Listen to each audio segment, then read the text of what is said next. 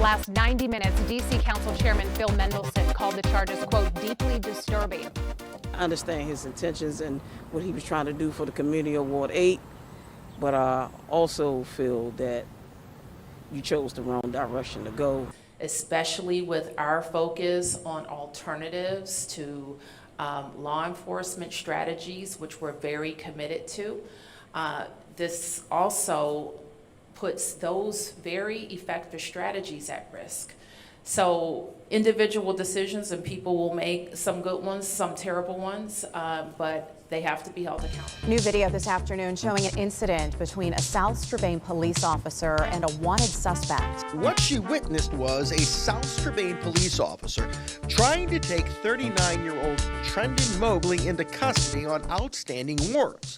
At first, Mobley and the officer were talking, but not for long. As the video shows, Mobley, who police say skipped bail on charges he stabbed and beat his dog in Pittsburgh, was on the move when the officer got in his truck and headed him off. So I think he was just trying to put a stop to the guy running. After he did get thumped with the vehicle, the cop was able to detain him. Despite the impact with the truck, police say Mobley was taken to the hospital to get checked out, was okay, and released into police custody.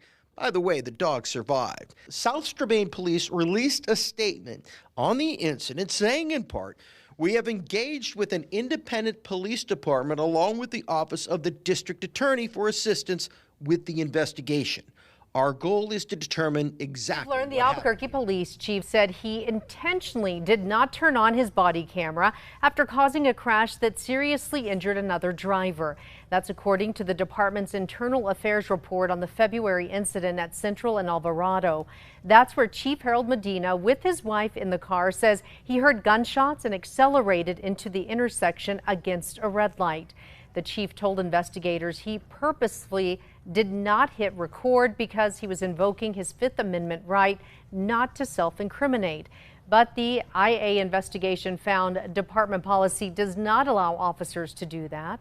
The chief later acknowledged the violation when he accepted and signed 2 letters of reprimand, one for not activating his camera, the other for failing to operate his vehicle safely.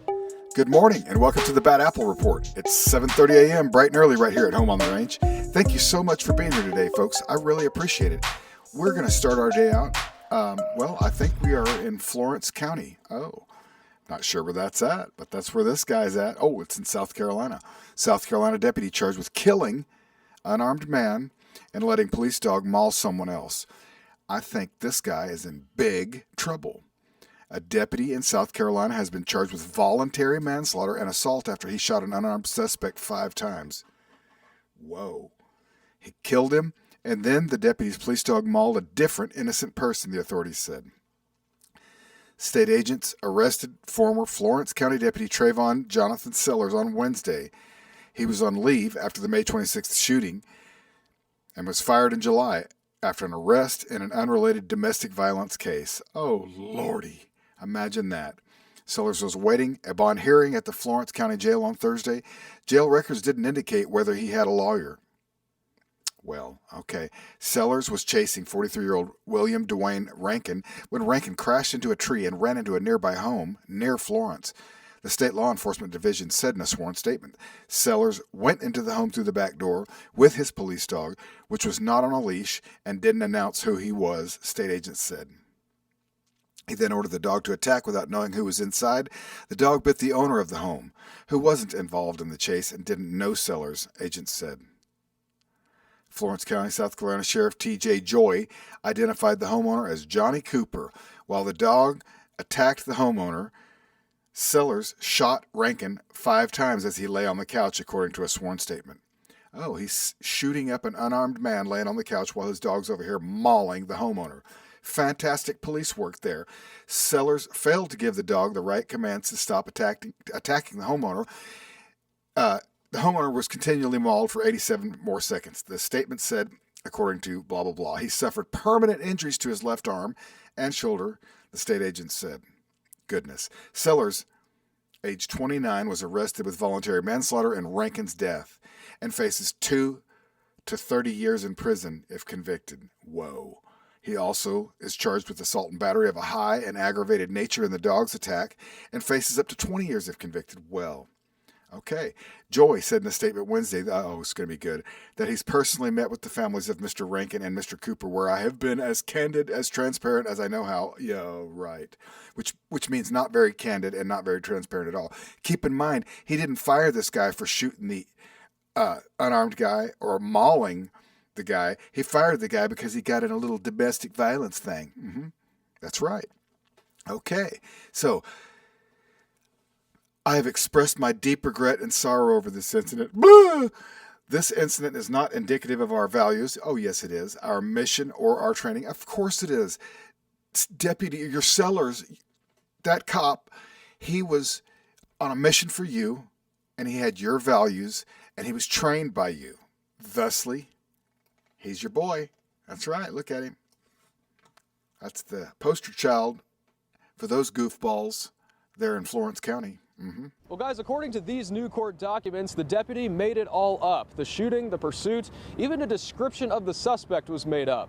And almost 3 years after the incident, this deputy is now charged. Central on the losing side of this vehicle. I'm coming up on OK Road. Potawatomi County Sheriff's Office gave us Deputy Taylor Smith's body camera video from September 1st of 2021.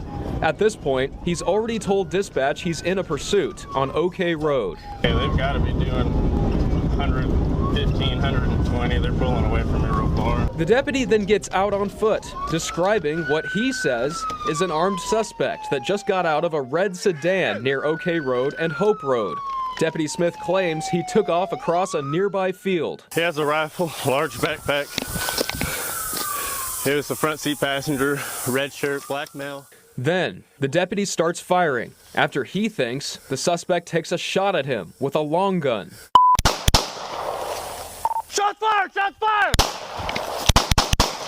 But according to new court documents recently filed, nothing the deputy claimed to see actually happened.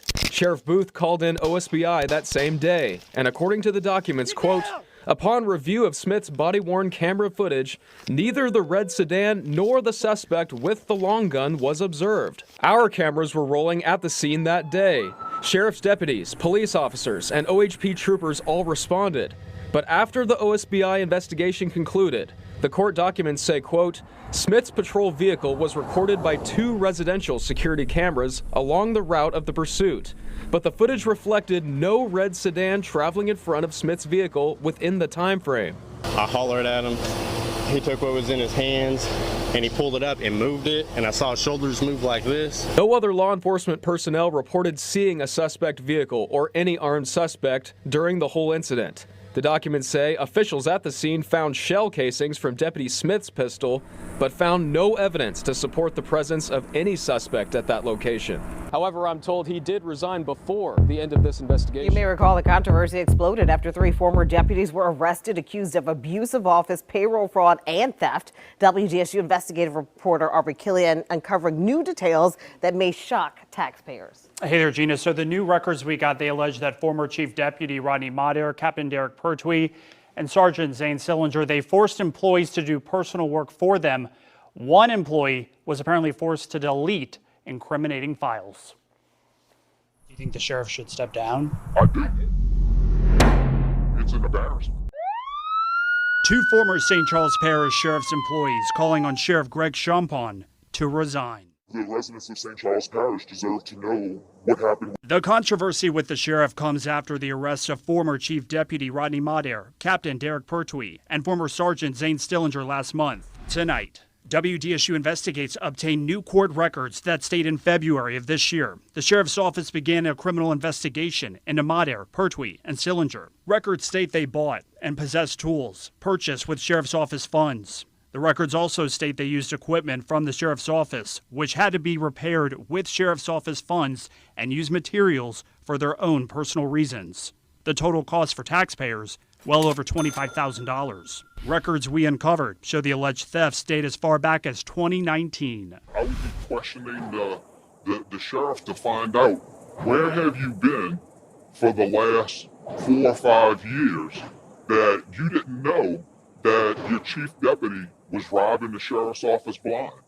I'm disgusted. The records also state Madar, Pertwee, and Sillinger coerced other employees to manufacture items for their own personal use and to perform mechanic work at the sheriff's office while those employees were on duty. Fuel purchases and other evidence indicates that there were numerous days that Madar, Pertwee, and Sillinger were not in St. Charles Parish, even though their time cards showed they were at work. The record also states Madar had a deputy under his command delete files from a work computer which were incriminating in nature. It was always who you knew, and if you weren't in the clique of Rodney and his group of people, you literally had to fight to get what you wanted.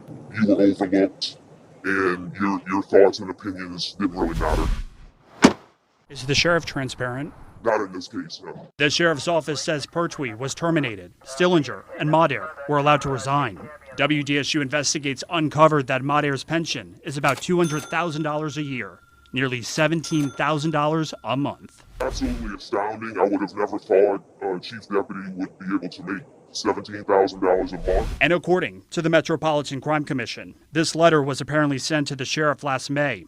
It claims the sheriff's office construction equipment was used for maintenance at Madar's camp in Mississippi.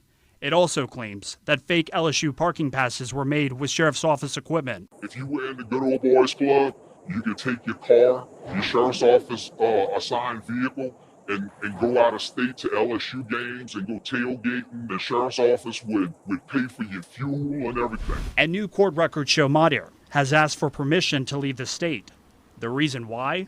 The records state Madar owns a camp in Lumberton, Mississippi, where he routinely visits and maintains. The Metropolitan Crime Commission says that is the exact place where some of the equipment at the center of this case apparently was used. What's pathetic is that you making that kind of money and you still have to steal from the sheriff's office, from the taxpayers, who some of these people, have a hard time going to the store and buying milk for their kids. That's what you had to do, So my hopes is that justice is served.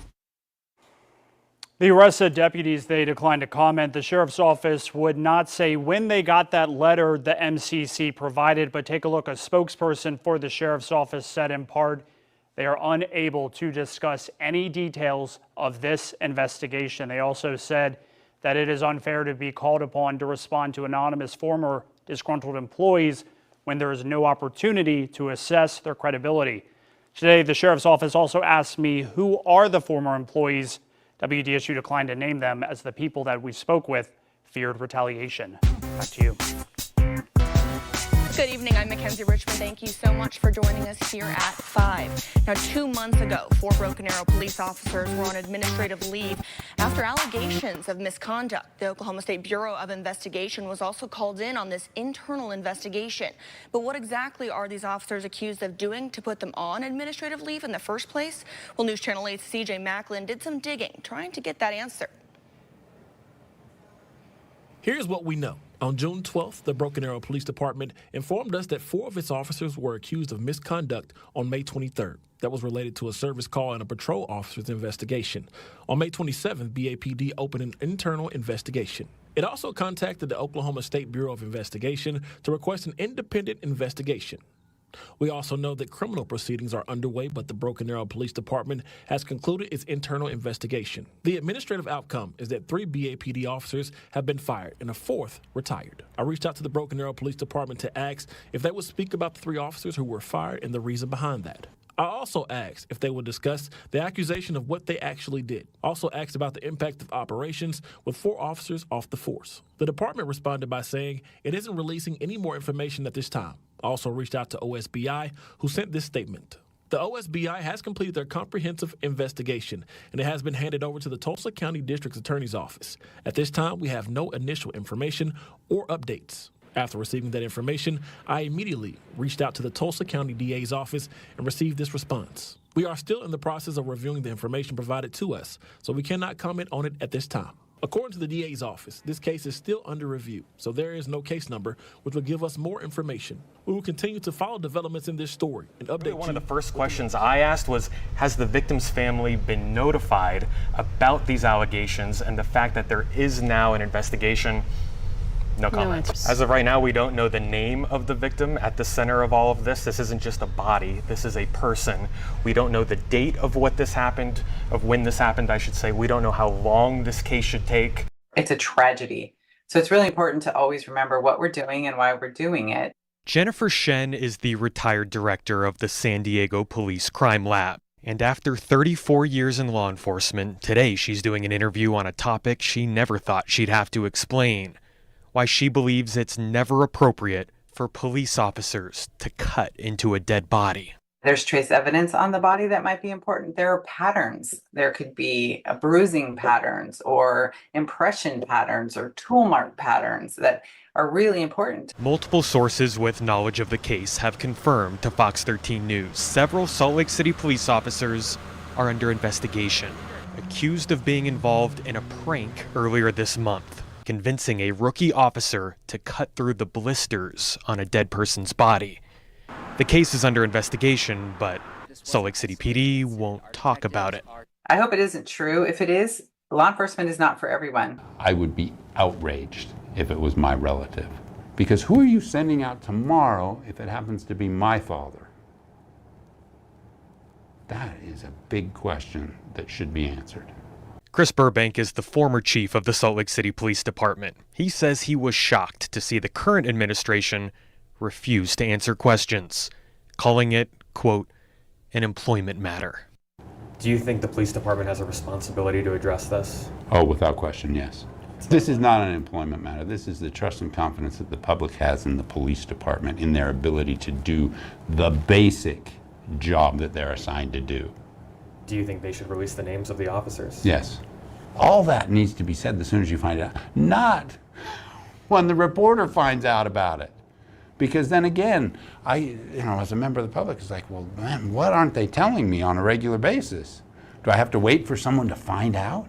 Our crew was there as Ward 8 Councilmember Trayon White left the D.C. federal court after being charged with bribery. Thank you for joining us this afternoon. I'm Simone D'Alba.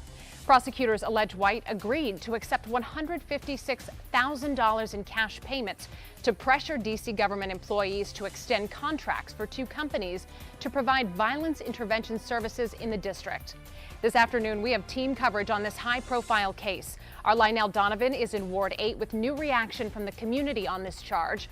But first, let's begin with our Rafael Sanchez Cruz. He was inside the courtroom when that charge was read. Rafa, walk us through the details of the investigation.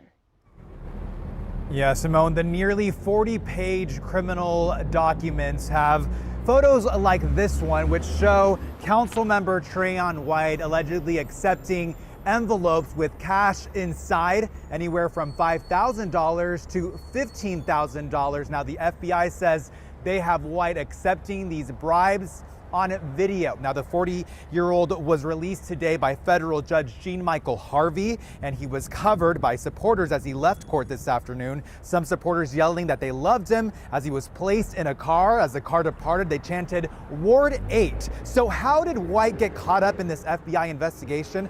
Court documents say a company owner in D.C. was facing federal charges for stealing pandemic relief funds and agreed to disclose all of his illegal doings in exchange for a plea deal.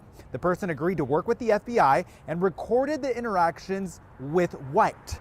The Ward 8 council member allegedly accepted 4 cash payments of $35,000 each between June and August. In exchange, White would use his position as a council member to pressure government employees at the Office of Neighborhood Safety and Engagement and the Department of Youth and Rehabilitation Services to extend several DC contracts. Those contracts were valued at $5.2 million and were intended to provide violence intervention services here in the district. Now, White chairs the Committee on Recreation, Libraries, and Youth Affairs, which oversees several agencies, including DYRS. In the recorded interactions, he mentions several times how he's trusted when he comes to these kinds of issues. Now, these court documents also indicate that it was White himself who suggested to the company owner that they needed to expand and try to get contracts in other areas like housing and mental health. He called housing a, quote, cash cow.